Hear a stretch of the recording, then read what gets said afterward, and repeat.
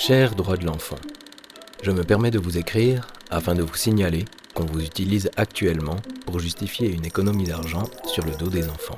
Dans le canton de Neuchâtel, une réforme autour de la prise en charge de l'enfance est actuellement mise en place avec une réflexion sur la forme et non sur le fond.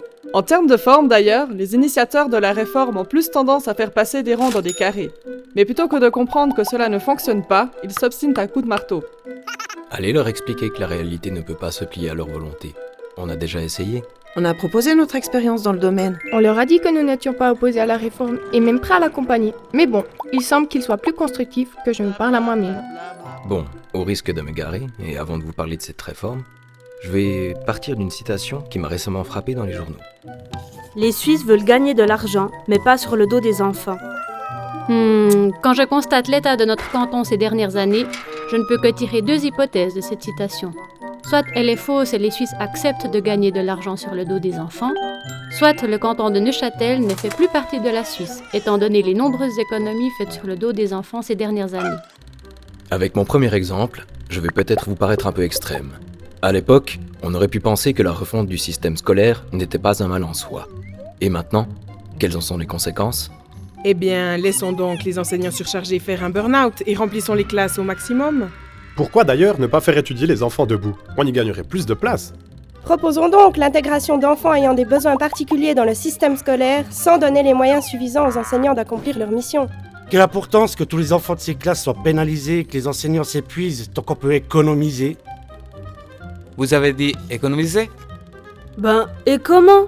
Puisque le budget cantonal est verrouillé et qu'on peut pas toucher à n'importe quelle enveloppe. Eh bien, volons-nous de l'argent parmi. Oh oui, méga idée ! On pourrait ponctionner de l'argent auprès des apprentis pour répondre aux besoins des enfants scolarisés. Ne serait-ce que 10 francs. Qu'est-ce que ça leur changerait ? Et puis, comme une grande partie d'entre eux ne sont que des enfants, donc pas encore majeurs, ils ne feraient pas trop de remous. On peut se calmer là ? Vous imaginez vraiment un canton qui serait capable de faire ça ? Ben quoi ? T'as besoin d'un autre exemple pour comprendre ? Non, je ne vais quand même pas parler de l'accès des enfants à différents types de thérapies. C'est une broutille. Qui se soucie qu'un enfant qui a besoin de psychomotricité ne puisse plus en bénéficier parce que le canton a décidé de diminuer les subsides ? Votre enfant rencontre des difficultés, montre des comportements problématiques. Débrouillez-vous, parents. Votre enfant a besoin d'orthophonie ? Mais débrouillez-vous, parents. Mais enfin, avec ces exemples, vous l'aurez sûrement compris, tout est affaire d'économie. Quand même, ce n'est pas parce que notre Constitution dit que les enfants et les jeunes ont droit à une protection particulière de leur intégrité et à l'encouragement de leur développement que le canton devrait s'en assurer. Ce n'est pas parce que l'État existe par et pour ses citoyens et que son devoir est de veiller à leur bien-être qu'on peut exiger qu'il respecte sa fonction. Car votre bien-être, chers enfants, coûte trop cher. Bref, j'en reviens à mes moutons. Je disais donc que je pouvais vous sembler un peu extrême. Le canton s'attaque aux plus démunis. Mais s'il le fait pour économiser, pourquoi pas ? Ça ne semble pas déranger l'État. Et quand on parle des plus démunis, on entend bien sûr les enfants, pas les personnes âgées en EMS qui ont vu leur argent de poche être réduit. Ça, c'est une toute autre question. Non mais attends, on s'égare de nouveau là. Ah oui, pardon. La réforme donc. Plus précisément, celle qui touche à la protection de l'enfance. Elle propose une diminution de places en institution pour un meilleur accompagnement ambulatoire des familles et une augmentation du nombre de familles d'accueil. C'est un projet qui, s'il était bien réfléchi, me parlerait à moi, ainsi qu'à de nombreux travailleurs sociaux. Le problème, c'est que l'État n'est pas prêt à investir les moyens et le temps nécessaires pour que les enfants qui sont au centre de cette réforme puissent connaître cette transition en douceur.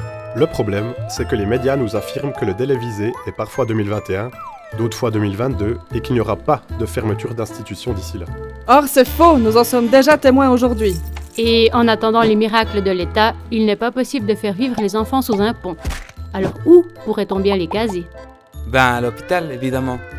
À ce sujet, dans un article de journal, les bénévoles de l'association Fleurs de Coton, qui interviennent auprès d'enfants hospitalisés pour soutenir le personnel soignant, se sont étonnés de devoir accompagner des enfants non malades. Oui, et il est même reconnu dans le journal que l'hôpital est une solution de fortune et que ce n'est pas un lieu de vie pour des enfants. D'ailleurs, l'article mentionne aussi que le personnel soignant a acquis des compétences pour accompagner ses enfants avec bienveillance. Je n'en doute pas. Toutefois, ces compétences ne devraient pas se substituer à celles que les travailleurs sociaux ont acquis durant plusieurs années d'études. Ce n'est pas parce que je sais faire du pain que je suis boulangère. Pas parce que je sais coller un sparadrap que je suis infirmier. Ce n'est pas parce que l'État veut viser une réforme sociale qu'ils sont travailleurs sociaux. Alors je vous le redemande. Où envoyer ces enfants, puisque l'hôpital est l'exception et puisque l'État vise une diminution des places dans les institutions? Eh bien, une des solutions actuelles est un retour pour certains enfants au sein de leur famille. Retour qui, une fois de plus, n'est pas dicté par une amélioration de la situation familiale. Non, mais dicté par les besoins d'économie. Même si, l'État essaiera de vous faire croire qu'il s'inspire de belles valeurs. Chapeau l'artiste, ça mérite au moins un applaudissement. Quant à l'alternative des familles d'accueil, il n'y en a pour le moment pas assez. Oui, et au-delà du nombre insuffisant, se pose la question de la formation de ces familles. Oui, en effet, tant pour les professionnels que pour les familles d'accueil, accompagner les enfants qui rencontrent des difficultés particulières dans leur famille demande des connaissances particulières. Ah, alors si l'État juge que 3 soirées sont suffisantes pour devenir famille d'accueil, je dois être très longue à la comprenette pour qu'il m'ait fallu 3 ans d'études et des années de terrain pour être formée et avoir intégré les compétences nécessaires. Ça c'est la déprofessionnalisation. Et c'est tendu comme stratégie. Si ça foire, dans quelques années, je me demande bien sur qui le canton jettera la pierre. Dans tous les cas, nous savons que nous faisons de notre mieux avec les moyens qu'on nous donne, car nous sommes tous soucieux de l'avenir des enfants. Mais franchement, arrêtons de nous contenter de faire le moins pire avec des moyens ridicules alors qu'on leur doit le meilleur. Et souvenez-vous, face au naufrage de l'État, on finit toujours par tous se retrouver dans la même barque, à entendre au loin. Débrouillez-vous, professionnels! Débrouillez-vous, parents! Débrouillez-vous, famille d'accueil! Faites avec ce qu'on vous donne! Et arrêtez de vous plaindre, voyons, de l'argent économisé, même sur le dos des enfants, c'est de l'argent! Faites des miracles avec les moyens qu'on vous donne! Des moyens insuffisants donc.